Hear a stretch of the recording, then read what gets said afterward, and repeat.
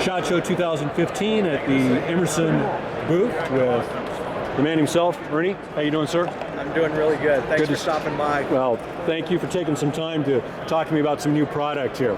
Well, I haven't been here for 2 years, so I am excited, and I do have some new products this year. So this is serendipitous that we're here together. So this is cool.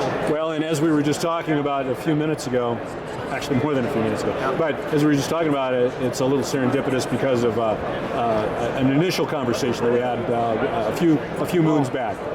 Yeah. So and I gotta say, large kudos. This is such an improvement.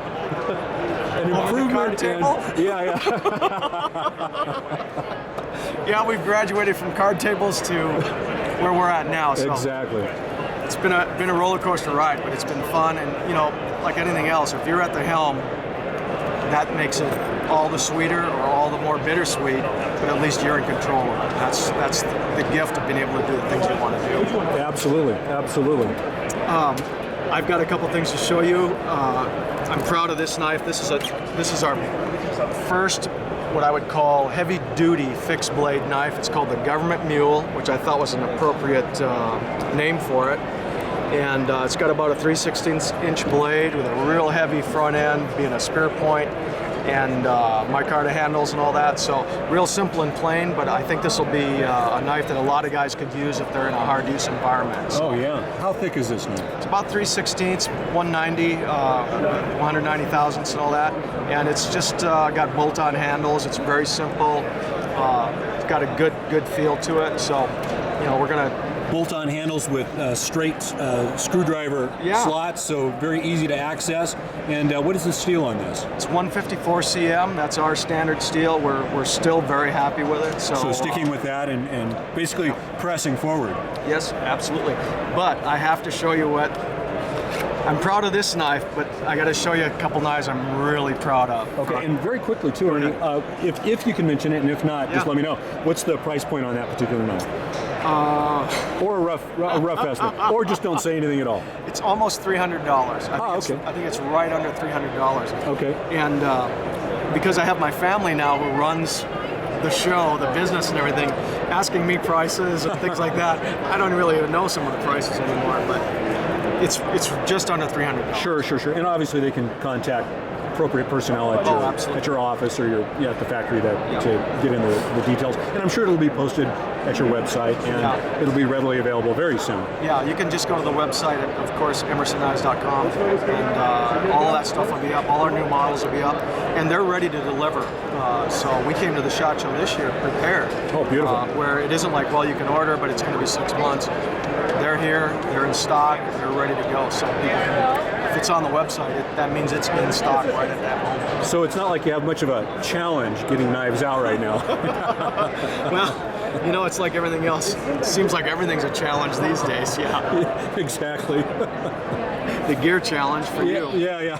And wow, let's not even go there.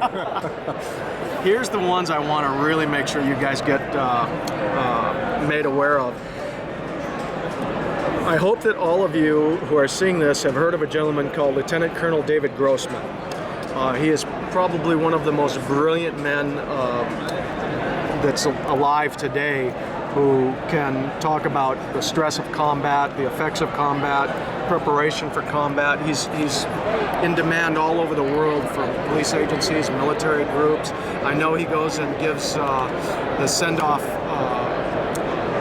lectures to a lot of teams that are deploying the next day to combat zones and all that. So this is who David Grossman is known to and respected by. And I've been to a couple of his lectures and all that, and I thought, oh my God, this guy is, he's a hero. He's brilliant. He's brilliant, and you really almost can't say enough about him.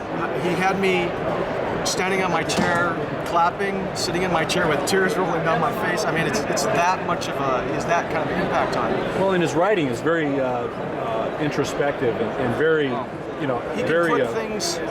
He can put things into words that a lot of people ruminate on and have floating around up there. But he's been able to make it so that you and I can understand it and keep it in our hands too. So you can understand what you've been feeling all of these years. Roger that. So having said all of that, I want everybody to know that's how I see my view of David Grossman is like a hero to me. Lo and behold, we get an email, "Dear Mr. Emerson, this is Lieutenant Colonel David Grossman.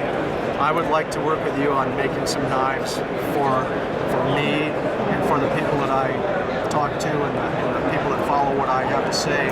I think we could do a good job of coming up with a good knife, and I think that you're saying this to me, you're the appropriate person for me to have this conversation with." And I'm going, wait a minute, is this really David Grossman? I mean, I don't believe this. This is like Babe Ruth coming in and trying to teach you how to hit a baseball. I mean, right. You're checking caller ID and getting ready to hang up the phone.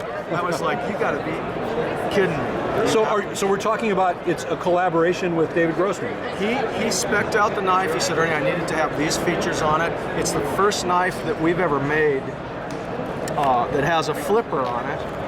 Let me get positioned so you can see it. So there's the flipper. Also, the knife has a... Now, is that assisted opening? Negative. It's he didn't want the assisted opening because, like everything else, the more complex something gets in a high-stress environment, the more likely it is to...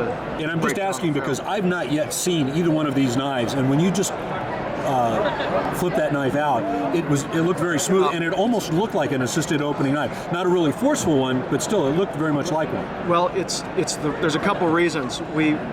This is also the first knife that we actually put a bearing system in. We've used washers as bearings in the past, but in order to make the flipper work in a correct manner, you need to have bearings because it has to be almost frictionless and smooth when it comes out, because of course the key to the flipper is that it has to have a strong detent so it's not going to fall out of the blade, but you have to overcome that detent, boom, and the knife flips open. So this is a triple play knife for us. It has a wave opening feature, it has the flipper, it has the button so you can open it, and on top of that, I'm working with a guy that I've regarded as one of my heroes for the last 15 or 20 years, and now we're making a knife for him. So I want everybody to be aware that Emerson Knives now has a flipper, and it's the official knife of Lieutenant Colonel David Grossman, his sheepdog gun and knife project that he's working on.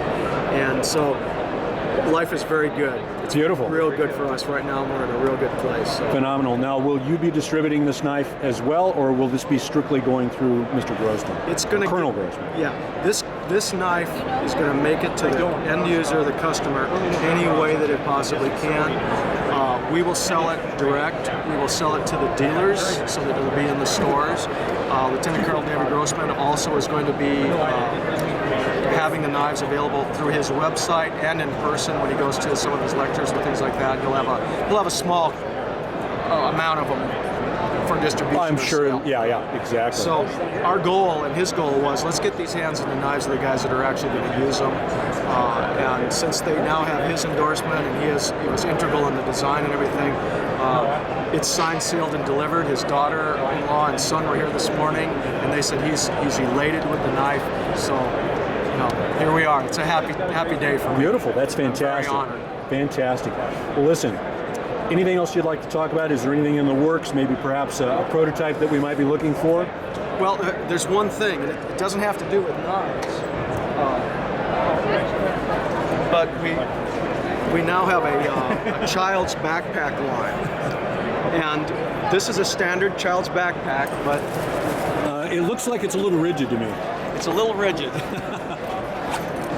When you open it up, and again, these are 100% made in the USA, like all of our stuff is. When you open it up, there is It's an awfully thin water bladder. Yeah.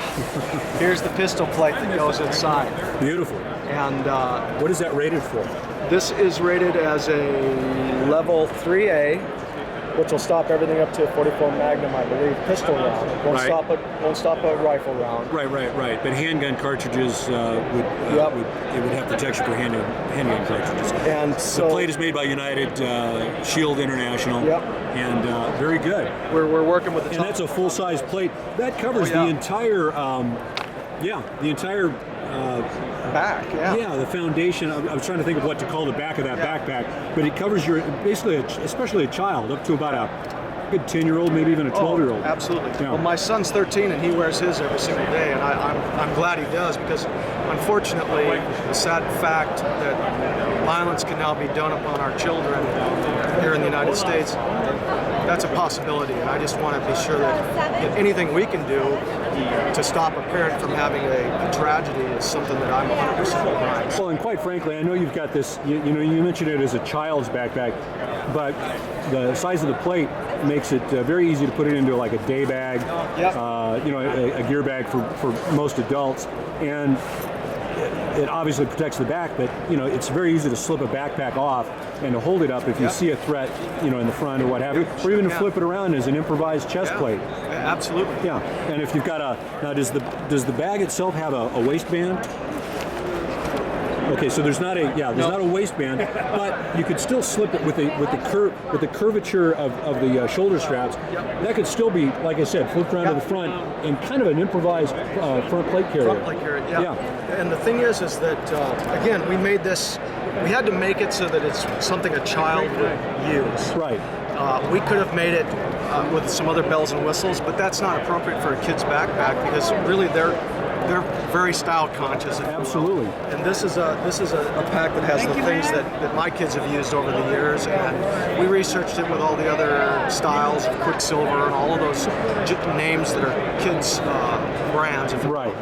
And so this is what we developed. But you mentioned the adult backpacks are on the way. Okay, good. We're in the middle of developing those. Quick question, what would the weight be on this empty but with the plate in place? And if you're not positive, you can just give me a rough estimate. Well, I'll tell you what, this plate weighs less than a pound. I think it's 13 ounces. Oh yeah, this plate is definitely less than a pound. Yeah. So this backpack is probably would be just a standard weight of a typical nylon type backpack. Can't be more than a pound or a pound and a half.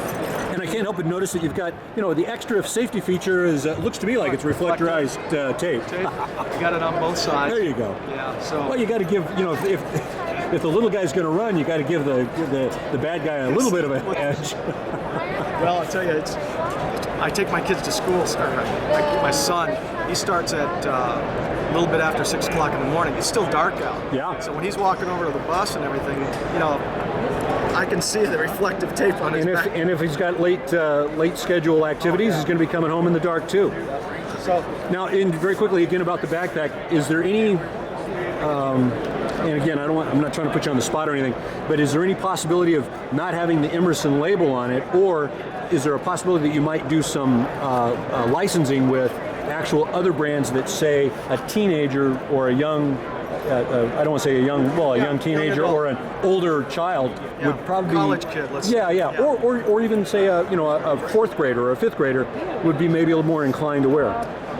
Yes, the answer is yes to all of the above. Okay. This is something that we've just are starting.